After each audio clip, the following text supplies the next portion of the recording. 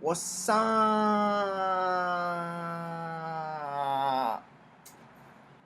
Um, anyways, what's up, guys? Today we're going to be calculating your macros.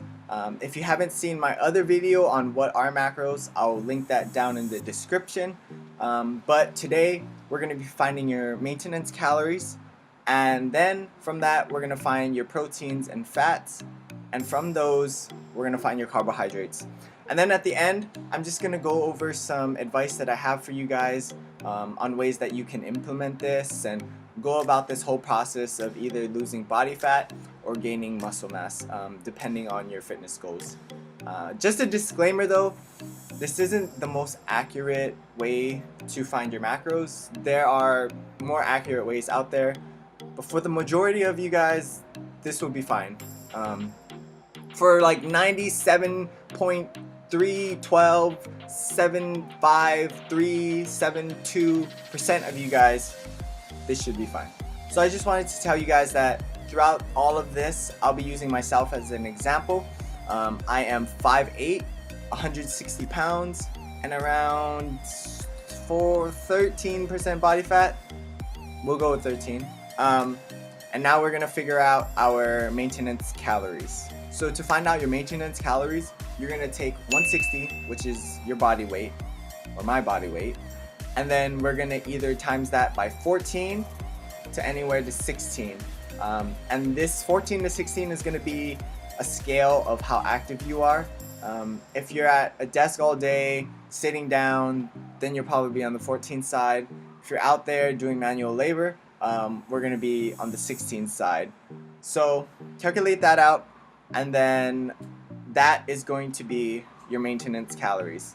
And from there, depending on your fitness goals, whether you want to gain muscle or lose fat, we're going to be subtracting around 250 to 500 calories from that.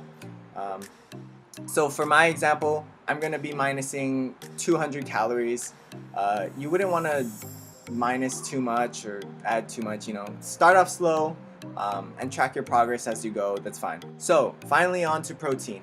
We're going to be taking 160, which is your body weight, and we're going to times that by 0.75 through 1.25. You don't really need much more than that, and you don't want to go below that either. So that's a good range. I'm going to be doing 1 gram, which is, I think is a safe starting point for everyone.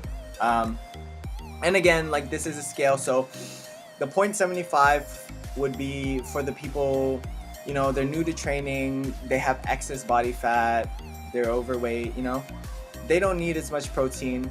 And on the higher end side, the 1.25, they're gonna be those guys that are super shredded already, really lean, their body really needs the extra protein, looking like a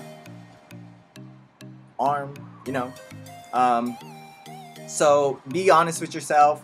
So the formula for fats is going to be your body weight, 160, times 0.3 or 0.4. So the 0.3 is going to be lower fats, but you're going to be able to eat more carbs. And the 0.4 is you're going to be able to eat more fats and less carbs. Carbs are a better source of fuel for your body. So a lot of people, like to pick carbs, but me personally, I like higher fats. I like my peanut butters, all of that. So I go with higher fats and less carbs. That's fine. So again, be honest with yourself. Tailor this to fit your needs and how you can sustain this for a long time. So I know it's kind of jumping around, but we're gonna kind of change our mindset and go back to the calories. So 1 gram of protein is 4 calories, 1 gram of carbs is 4 calories, and 1 gram of fat is 9. So to find carbs, we're going to be taking the numbers that we found for the formulas beforehand and timing them by their respective calories. So to find carbs, we're going to look at our proteins. I went with 1 gram of protein per pound of body weight, so that's going to be 160 times 4 calories equals 640 calories. And then for fats, I went on the higher end. So 64 grams of fat times 9 calories per gram equals 576 calories. So now you're gonna add those up. I get 1,216. It's probably gonna be different for you, so you know. Then you're gonna take your maintenance calories minus or plus whatever amount of calories that you did for your goals. So you would minus that by your new number. Mine was 1,216, and I get 904. So then remember, carbs are 4 calories per gram, so we're going to divide that by 4, and I get 226. So my carbohydrate intake is going to be 226 grams. Boom. So it's very important that you guys are weighing yourselves daily at the same time. So for me, I wake up in the morning, I use the bathroom, and then I weigh myself. And I keep track of it. I write it all down on a little post-it note. And this helps you, keep track and monitor your progress as you go. So, if you're not losing as much weight as you wanted to one week, you would cut back your carbs a little bit. I wouldn't worry too much about cardio if you're just starting, because you can implement that later, when you don't want to cut your carbs anymore. So don't use all of your weapons right at the beginning. You want to have a little, secret thing to bust out and burn all your fat later. So don't implement everything all at once. Take your time, be consistent, and monitor your progress.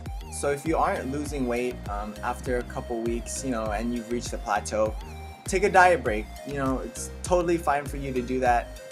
I want you guys to see this as like a long-term thing, not just a couple months, lose all this fat, or, and then gain it all back. It's the worst, and I've been through it. So please don't do that. If you hit a plateau, go back to maintenance. It's fine. I want you guys to be consistent with it and crush it your whole life. Like, crush it. But thank you guys for staying if you made it to the end of the video. I really appreciate it. If you liked the video, please subscribe and give it a thumbs up. Leave down some comments on topics that you guys want to hear about.